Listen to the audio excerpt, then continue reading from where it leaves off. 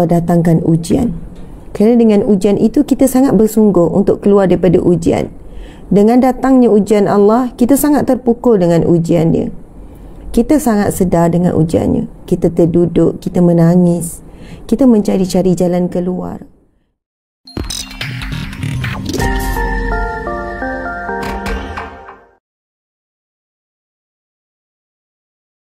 Allahumma salli ala Sayyidina Muhammad wa ala alihi wa sahbihi ajma'in.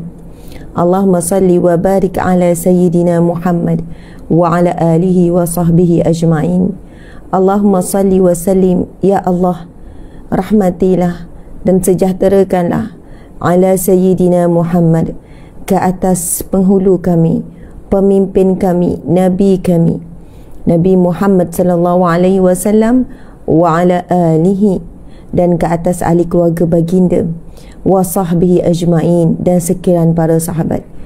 Muslimin muslimat, dengan kita mengucapkan salawat ke atas Nabi, ahli keluarga serta para sahabat, salawat itu akan kembali semula kepada kita, iaitu ia datang dalam bentuk rahmat Allah ke atas kita, rahmat Allah.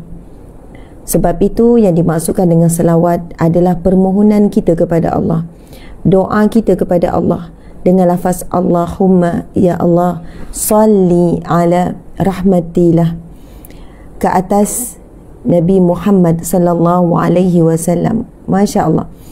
Barang siapa yang bersalawat kepadaku, Nabi bersabda, satu kali, sallallahu alaihi asyara salawat, Allah akan bersalawat kepadanya sebanyak 10 kali. Yang dimaksudkan Allah bersalawat kepada kita adalah Allah memberikan rahmatnya kepada kita. Rahmat boleh datang dalam pelbagai bentuk. Bagi orang yang sakit, rahmat Allah datang dalam bentuk kesembuhan. Bagi yang sedang berduka cita, rahmat datang dalam bentuk sesuatu yang menggembirakan. Bagi yang kehilangan, rahmat datang dalam bentuk digantikan dengan sesuatu yang lebih baik ataupun yang sama apa yang kita hilang. Bagi yang sedang kesempitan, rahmat datang dalam bentuk kelapangan. Dan bila sesiapa yang diuji dengan kekecewaan, rahmat datang dalam bentuk kebahagiaan. Masya Allah, muslimin muslimat. Sebab itu bila sebut rahmat Allah, ia begitu luas. Dan kita sebagai hamba-Nya yang penuh dengan dosa, yang penuh dengan kesilapan yang berulang, dengan hati yang sangat sukar untuk dijaga, rahmat datang dalam bentuk pengampunan Allah, dalam bentuk belas kasihan Allah. Rahmat juga boleh jadi datang dalam bentuk ujian yang boleh menyedarkan kita, lalu kita kembali kepada Allah Subhanahu wa taala. Muslimin muslimat, Allah datangkan ujian. Kerana dengan ujian itu kita sangat bersungguh untuk keluar daripada ujian. Dengan datangnya ujian Allah, kita sangat terpukul dengan ujian dia. Kita sangat sedar dengan ujiannya. Kita terduduk, kita menangis, kita mencari-cari jalan keluar. Kita mula merasai peritnya, pahitnya dunia ini. Mula kita merasakan cintakan akhirat. Mula kita merasakan akhirat itu lebih indah. Dunia ini begitu menyakitkan. Dunia ini begitu menyedihkan. Akhirnya kita tidak terlalu mencintai dunia, tuan-puan sekalian. Kita mula menanam rasa cinta akhirat. Memang hakikat sebenarnya cinta akhirat penawar segala kesakitan dunia.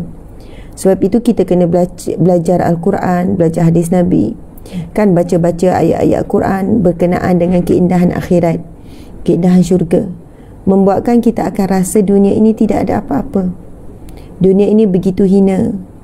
Dunia ini sangat sementara. Sekejapnya dunia ini dengan kadar kehidupan dunia sehingga akhirat. Dan sekejapnya dunia kita ini, dunia kita sendiri adalah hanya dengan kadar kematian. Muslimin muslimat, banyak ya persoalan kita terjawab dengan doa. Sebab itu saya suka berkongsi doa. Bila kuliah mesti ada doa, lepas tu tulis doa. Sebab apa? Cara saya bantu ramai orang yang mengandung masalah rumah tangga ke, masalah kewangan ke, masalah apa. Sebab manusia ni, kita ni ada satu masalah apa tahu tak? Kita ni lebih kuat berusaha lagi kuat daripada berdoa. Sedangkan Nabi dah sebut, ad-du'a silahul mu'mini, doa adalah senjata orang beriman. Doa adalah senjata orang beriman. Muslimin muslimat, doa ni adalah satu kuasa, adalah satu situasi seorang hamba yang menggunakan kelebihan yang luar biasa, yang menggunakan senjata yang paling ampuh, yang paling terbaik, digunakan saat meminta dengan Allah, saat memohon perlindungan, saat memohon pertolongan. Dan kalau kita baca semua sirah para Nabi, semua para Nabi kuat berdoa sampai tak tidur malam, sampai bengkak mata, bahkan ada Nabi yang sampai buta matanya. Mereka berdoa, para Nabi berdoa dengan penuh khusyuk dan dengan tempoh yang sangat lama. Bila para Nabi berdoa, air mata tanpa henti, bengkak-bengkak mata. Masya Allah. Sebab itulah saya nak sebutkan pada sahabat-sahabat dan diri saya sendiri, siapa yang banyak berdoa dan berdoa dengan khusyuk dan minta sungguh-sungguh dengan Allah, insya-Allah walaupun dia usaha 10% tapi dia dapat result 100%. Tapi siapa yang lebih banyak usaha, sandarkan sesuatu pada diri dia saja. Sandarkan sesuatu lebih banyak kepada tenaga yang sangat terhad. Masa kita yang sangat terhad, muslimin muslimat. Keupayaan berfikir kita sangat terhad. Kemampuan tenaga kita yang sangat terhad. Subhanallah, yang kita miliki sangat terhad. Apa kita miliki sangat limit, sangat terhad. Tapi yang ada di sisi Allah tidak ada hadnya. Yang dimiliki oleh Allah di sisi Allah tiada batasan. Sebab itulah saya suka sebut orang yang banyak berdoa kemudian diikhtiar. Kalau doa banyak tak ikhtiar, itu menyalahi sunnah, menyalahi fitrah. Itu adalah tanda-tanda lambat lagi doa dia nak makbul. Antara ciri-ciri doanya dah hampir dengan makbul, setelah dia berdoa, dia ada ikhtiar, dia ada usaha. Muslimin muslimat dimati Allah sekalian, Masya Allah, ingat dia, saya pesan pada diri saya, buat sesuatu, walaupun hajat tu kecil, banyakkan berdoa, latih diri berdoa. Tak perlu kalau kita tak hafal doa dalam bahasa Arab, doa je dalam bahasa Melayu. Apa yang kita minta dengan Allah, hajat kita. Bahkan ada ulama kata, mintalah segalanya daripada Allah walaupun garam. Walaupun garam. Garam murah je tuan-puan sekalian, RM1 lebih. Tak susah pun nak dapatkan garam. Pergi kedai, semua kedai ada jual garam. Kedai 7E pun ada jual, kedai Speedmart ke, kan mana-mana kedai runcit Melayu ke, mana-mana mesti garam ni, mustahil kalau orang kata tak jumpa garam. Antara barang galian, bahan semula jadi yang Allah kurniakan, yang paling murah dan paling banyak di dunia adalah garam. Subhanallah, muslimin muslimat. Itu pun alim ulama sebut, mintalah segala sesuatu dengan Allah walaupun garam. Tuan-puan sekalian, saya nak bagi kita faham. Contoh ya, jika kita kuat berdoa, kita banyak berdoa, kita usaha kita itu, dia punya kesan tu, maksud dia punya hasil tu, Masya Allah, di luar jangkaan. Berbeza dengan orang, contoh dalam bab dia didik anak, dalam bab dia nak dapat kasih sayang suami, dalam bab dia nak dapat maksudnya bisnes dia maju, dalam bab kerja di pejabat, dalam urusan apa pun, urusan masak, urusan pergi beli barang, urusan apa pun muslimin muslimat, umumnya subhanallah, tapi dia kurang berdoa. Dia lebih sandarkan kepada kemampuan dirinya, kepada kudrat yang dia ada. Faham ya? Kudrat kita terbatas, kemampuan kita terbatas. Kita tak nampak apa yang berlaku besok, tapi Allah dah tahu segalanya.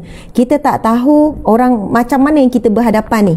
Kita tak boleh kontrol orang, Allah boleh kontrol. Kita tak boleh kontrol orang yang kita berurusan. Kita tak boleh kontrol anak, bahkan kita tak boleh kontrol diri kita. Kadang-kadang kita tak kenal diri kita, tapi Allah Maha kenal kita. Sebab itu bila kita baca Asmaul Husna, kita dapati semua yang berkait dalam hidup kita memang diuruskan oleh Allah. Kalau kita baca nama-nama Allah Asmaul Husna itu, semua diuruskan oleh Allah. Kita tidak ada daya, la haula wala quwwata illa billah. Tidak ada daya dan tidak ada upaya, melainkan semuanya datang daripada Allah. Sebab itu kita kena ubah. Bila Nabi kata ad-du'a silahul mu'minin, doa itu adalah senjata bagi orang beriman. Dan Nabi bersabda lagi, ad-du'a mukhul ibadah, doa itu adalah kepalanya ibadah. Masya Allah. Kenapa solat itu sendiri maksudnya doa? Kalau di sudut bahasa, perkataan as-salah maksudnya adalah ad-du'a, doa. Daripada awal start Allahu Akbar sampai bagi salam Assalamualaikum warahmatullahi, salam sudah solat tu, semuanya adalah bentuk doa kita kepada Allah. Cuma khusyuk atau tidak, faham atau tidak. Subhanallah. Jadi selepas ini, contoh ada orang minta untuk dapat jodoh. Saya berdoa untuk dapat suami yang baik daripada sekolah menengah lagi. Awalnya Ustazah mula, saya syukur. Sebab yang suruh saya berdoa sungguh-sungguh adalah seorang guru. Seorang ustazah.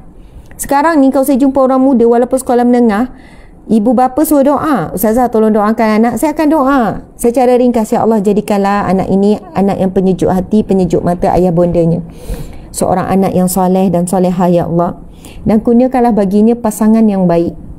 Lepas tu kan, Masya Allah, setengah ibu bapa dia akan kata apa? Ustazah, anak saya bersekolah menengah. Dia cakap macam tu. Kadang budak tu sendiri jawab, Ustazah, saya bersekolah menengah, saya bersekatan 3. Kan? Saya pun akan cakap, saya kata, Subhanallah, kamu dah kena doa daripada sekarang. Ibu bapa kena doa supaya anak dapat pasangan yang baik dan ibu bapa dapat menantu yang baik daripada sekarang. Anak sekolah rendah ke, anak sekolah menengah ke? Subhanallah. Masya Allah. Sebab apa muslimin-muslimat? Ada orang berusaha lah nak dapat suami yang baik sikit-sikit, tapi kurang berdoa. Masya Allah, banyak ujian dan cabarannya. Banyak ujian dan cabaran. Jadi, bila kita buat sesuatu cuba hari ni, walaupun rutin biasa, Ustazah rutin biasa takkan nak berdoa juga? Ya, itulah cabarannya. Bila kita buat sesuatu rutin biasa, kita dah buat benda yang orang kata pejam mata pun boleh buat. Perasan tak? Kita mula tidak menyertakan Allah dalam urusan kita. Kita mula melalui kehidupan ini tanpa rasa memerlukan Allah. Itu yang ujian yang paling berat. Contohnya, hari ini kita buat rutin biasa je, pagi sampai malam. Saya sangat risau bila buat rutin biasa. Kebimbangan saya sebagai hamba Allah adalah saya mula merasakan tidak memerlukan Allah dalam harian. Sebab semua berjalan lancar. Walaupun tak doa pun lancar. Walaupun tak doa pun semua berjalan dengan baik. Masya Allah. Tapi ada hari saya melalui dengan sedar, saya buat sesuatu dengan doa. Subhanallah, saya mulakan sesuatu dengan doa. Contoh hari ini, Ya Allah, pemudahkanlah segala urusanku hari ini. Saya sebutkan urusan saya nak buat apa. Suami dah bagi tahu dah hari ini urusan apa. Saya pun dah bagi tahu suami saya hari ini nak buat apa. Suami pun dah bagi tahu. Lepas tu, Ya Allah, Rabbi Yasir wala tu'asir, Rabbi Samin bil khair. Ya Allah, permudahkanlah Ya Allah, jangan disukarkan Ya Allah, dan sempurnakanlah segala urusan kami itu dengan sempurna. Lepas tu senaikan Ya Allah, ada urusan pergi bank, ada urusan pergi tabur haji. Ya Allah, ada urusan sekian, urusan itu. Ada banyaklah list urusan hari ni. Kalau tengok masa sempat tak nak diuruskan. Tetapi dengan doa, subhanallah, urusan yang kita list tu dapat diselesaikan dengan baik. Sebab banyak juga urusan kita selesai tapi bukan dengan sempurna. Selesai tapi bukan dengan terbaik. Bagaimana Allah bantu kita? Allah permudahkan. Kalau nak dapat parking senang. Lepas tu beratur tak panjang. Contohlah, jumpa pula pegawai yang tepat. Yang kita pergi, terus orang tu memang orang yang tepat. Dia tak cuti ke apa ke. Subhanallah, muslimin muslimat. Allah beri kita ilham. Itu yang saya sebutkan. Seorang ibu menguruskan rumah tangga. Kalau kita letak pada kudrat, kita akan stres, kita akan emosi, kita akan rasa susah kerja jadi seorang ibu ni. Susah jadi isteri ni. Waktu sama kerja dan sebagainya. Tapi dengan doa muslimin muslimat, subhanallah, sebab tu saya kata, saya pesan pada diri saya dan tuan-puan sekalian, kita tidak mampu mengawal apa saja, tapi usaha boleh. Usaha tu ada. Kita tak mampu nak mengawal di luar. Jiran, kawan-kawan tempat sekerja, bos, parking, apa lagi? Semua tu kita tak mampu nak mengawal. Kita boleh kontrol diri kita lah. Kontrol macam mana? Berdoa dengan Allah. Memudahkan urusan kita. Antara doa yang selalu dibaca, doa apa muslimin muslimat? Yang selalu kita share ketika live, ketika kuliah Riyadhus Shalihin, apa dia? Doa Ashabul Kahfi. Doa Ashabul Kahfi tu. Cari surah Al-Kahfi ayat ke-10. Rabbana atina min ladunka rahmah. Ya Allah, kurniakan kepada kami dari sisimu rahmatmu. Rahmat Allah ni pertolongan Allah, bantuan Allah, perlindungan Allah itu masuk rahmat. Rahmat tu umum. Pertolongan Allah, jalan keluar daripada Allah, ilham daripada Allah. Wahayyi lana, dan sempurnakanlah bagi kami, min amrina, dalam setiap urusan kami. Amrina tu fi'il jamak. Jamak ni semua, segala urusan kami. Rasyada, petunjukmu yang jelas. Masya Allah, pertolongan Allah.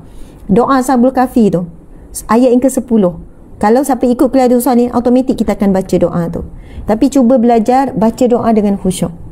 Masya Allah, muslimin muslimat, mudah-mudahan terjawab. Lepas ni banyakkan berdoa. Hasil kita mungkin hanya 20%, tapi result dia 80%. Tapi siapa yang banyak sandarkan pada kudrat, berdoa sikit, contohlah berdoa 20%, usaha 80%, mungkin result 40% ataupun 20%. Subhanallah. Tapi bila kita kuat berdoa, kita baru usaha sikit, insya-Allah. Usaha tak banyak, kita tak lelah, kita tak letih sangat hidup ni, kita tak lelah sangat, kita tak susah sangat nak buat urusan. Sebab apa? Kita dah mula dengan doa. Doa itu usaha juga. Tapi siapa yang berdoa tanpa usaha, itu adalah satu bentuk, itu bukan bentuk tawakal, dan itu bukan bentuk doa yang sebenar. Orang yang berdoa dengan Allah dengan ikhlas, dengan khusyuk, ciri-ciri mereka adalah mereka akan berusaha selepas itu. Kalau tak ada usaha, maksudnya doa dia tidak ikhlas dengan Allah. Dia tak doa sungguh-sungguh. Antara ciri-ciri doa yang dimakbulkan Allah adalah Allah berikan kemampuan untuk berusaha selepas itu. Ataupun kita sendiri, maksudnya kita berusaha tu kemampuan daripada Allah lah. Masya Allah. Kalau duduk diam lepas berdoa dan tak ada usaha, jauh lagi lah doa tu nak makbul. Doa tu tak makbul bukan kerana Allah tak makbulkan, tapi kerana kita yang menjadi penghalang kepada doa tu tak makbul. Siapa doa nak dapat jodoh, usahalah. Walaupun perempuan, usaha untuk berkenalan. Kalau tidak ada orang nak mulakan perkenalan, mungkin orang segan dengan kita. Doa nak boleh jodoh, usahalah untuk perbaiki diri, menjadi wanita yang boleh dijadikan seorang isteri. Usaha. Mungkin yang menghalang adalah dari sudut penampilan fizikal. Usahalah untuk ubah. Betul saya cakap ni, usahalah untuk ubah. Ada orang kan, saya doakan semoga dikurniakan suami yang soleh. Dia kata, alah Ustazah, siapa yang nak dengan saya macam ni? Dia cakap macam tu kan. Siapa nak dengan saya macam ni? Saya kata, usahalah. Kalau kamu rasa penampilan fizikal kamu ini yang menghalang daripada lelaki untuk jadikan kamu isteri, usaha, perbaiki. Subhanallah, Allahu Akbar. Sebab apa tuan-puan sekalian? Ramai isteri yang datang mengadu dengan saya sebab saya melihat perubahan, saya melihat benda ni realiti. Ustazah, sejak saya dah bersalin, minta maaf ya jangan kecil hati orang perempuan, minta maaf sangat, jangan kecil hati. Oh, lepas saya bersalin Ustazah, saya bukannya ni, saya mengandung dan beranakkan anak suami saya, bukan orang lain pun. Saya tahu badan saya dah naik macam ni, gini, dah metabolisme saya dah ganggu saya gini kan. Lepas tu suami saya ada hubungan dengan wanita lain, begini. Saya kata, ya, kita bagi sokongan. Saya kata, ya Allah puan, insya-Allah mudah-mudahan suami kembali semula. Lepas tu contoh kan saya, kita bagi semangat je lah, kita bagi semangat. Dah lama tak jumpa balik. Puan, lainnya. Ya Ustazah, Alhamdulillah. Ustazah, saya nak cerita sikit. Contoh cerita. Ni contoh, jangan kecil hati. Ustazah, saya nak cerita sikit. Saya sebenarnya dah berpisah. Ingat tak dulu saya cakap gini, ya. Suami saya nikah lain, gini tinggalkan saya. Lepas tu saya nekat Ustazah untuk saya jaga badan saya. Saya ni macam-macam saya buat, bersenam, saya jaga makan, begini. Sehingga saya jadi diri. Sekarang ni suami saya dah terhegeh-hegeh balik. Saya kata dekat wanita ni, alangkah baiknya jika puan jaga diri puan sebagaimana yang suami inginkan sebelum perkara ini berlaku. Saya sebut tu bukan kalau-kalau. Maksudnya, ini pengalaman saya handle masalah rumah tangga, kes-kes rumah tangga. Saya faham orang perempuan memang suka dimanjakan dengan ayat. Orang perempuan suka dimanjakan dengan ayat. Orang lelaki tolong sedar diri isteri masing-masing, ini ayat. Orang perempuan suka kan, kena terima hakikat isteri itu berubah sebab mengandung, sebab melahirkan, sebab sekian-sekian. Isteri itu sekian-sekian, isteri ni gini. Hargailah, terimalah seadanya. Tapi hati-hati, pandangan mata lelaki ini, dia boleh hargai isteri, dia boleh sekian-sekian. Tetapi tarikan di luar itu sangat kuat. Tarikan di media sosial sangat kuat. Dan memang ada wanita kata, saya tak suka sangat kalau orang komplain isi-isi orang yang dah banyak berkorban. Ya, saya pun tak suka orang komplain. Muslimin muslimat, subhanallah, baru ni kan kami pergi ziarah Ustaz Azhar Idrus. Tapi badan dia sehat, cergas. Dia turun naik tangga tu laju, naik turun tangga. Sebab subhanallah, lepas tu isi dia kata rutin ustaz sangat sibuk. Ustaz study, ustaz membaca, ustaz banyak murajaah. Lepas tu orang datang rumah non-stop. Saya kata, penatnya. Dia kata, ya, orang datang macam hajat. Orang datang juga rumah ustaz. Ustaz macam tak ada rehat. Saya pun tanya, ustaz, apa rahsia kecergasan dan macam mana ustaz boleh maintain? Sebab badan maksudnya boleh maintain dengan tenaga dengan ni. Ustaz kata, kita makan sedap boleh, tapi jangan makan banyak. Tu je kena jaga. Sebab memang hadis Nabi sebut pasal makan ni, tidak ada kantong yang lebih teruk, lebih buruk diisi oleh manusia melainkan perut dia. Subhanallah, muslimin-muslimat mati Allah sekalian. Saya sebutkan begini, saya nak bagi motivasi, semangat kepada wanita-wanita di luar sana. Sama ada kita umur berapa pun, kita beranak berapa orang pun, saya mengandung 9 kali. Ustazah pernah naik, saya pernah naik. Tuan-puan sekalian, kalau orang tanya, okey, Ustazah pernah masa berat badan, Ustazah pernah naik? Ya, pernah. Masa mengandung, masa remaja, masa sekian-sekian. Tapi saya ada disiplin untuk jaga kesihatan diri. Kalaulah berat tu lebih berat daripada berat badan yang saya nak, saya tahu kita tahu kecergasan badan kita. Contoh, kalau saya tidak boleh lebih 55. Kalau lebih, saya rasa badan saya lebih berat untuk ibadah, untuk bergerak. Kalau lebih, saya akan lebih kuat untuk bersenam dan saya kontrol makan. Kontrol makan. Makan sedap boleh, tapi makan portion sikit. Sikit-sikit. Itu latihan. Banyakkan minum air dan kita rutinkan puasa. Subhanallah. Kalau tak jaga, memang tak boleh nak maintain. Tapi ada wanita yang tak makan banyak, tapi badan tak boleh dijaga. Sama juga lelaki. Tak makan banyak, tapi badan tetap naik. Yang ini saya sangat saran pergi jumpa doktor. Kena jumpa doktor. Sebab apa? Masalah obesiti, masalah berat badan yang lebih daripada sepatutnya kita perlu ambil ia sebagai satu perkara yang serius. Perkara yang serius. Sebab ia akan jejaskan kesihatan. Kolesterol, jejaskan jantung, jejaskan banyaklah buah pinggang dan sebagainya. Jadi muslimin muslimat, kalau siapa yang nekat pada tahun ini untuk dapat berat badan yang seimbang, saya doakan anda berjaya. Dan kena istiqamah dan kena usaha bersungguh-sungguh untuk capai. Kalau siapa yang, saya jumpa ramai juga, saya makan sikit, saya ni tapi macam ni lah kan, sebab keturunan, sebab metabolisme. Saya kata pergi jumpa doktor. InsyaAllah doktor ada cara. Dia akan cek darah dulu, dia akan cek, mungkin dia akan beri saranan-saranan, mungkin kena adalah dia akan cek kan tahap metabolisme kita dan dia akan bantu apa yang perlu. Dan saya minta sangat sahabat-sahabat, tolong jangan makan ubat-ubat, produk-produk kurus-kurus. Sangat bahaya untuk buah pinggang. Saya dah jumpa ramai yang merana sebab nak kurus-kurus ni, nak turun berat badan ni, merana, sakit buah pinggang, sakit apa. Sungguh, sebelum kita cuba produk-produk tu kan, makanan-makanan macam tu, pergi jumpa doktor dulu, konsult dengan doktor. Pergilah hospital kerajaan pun bagi.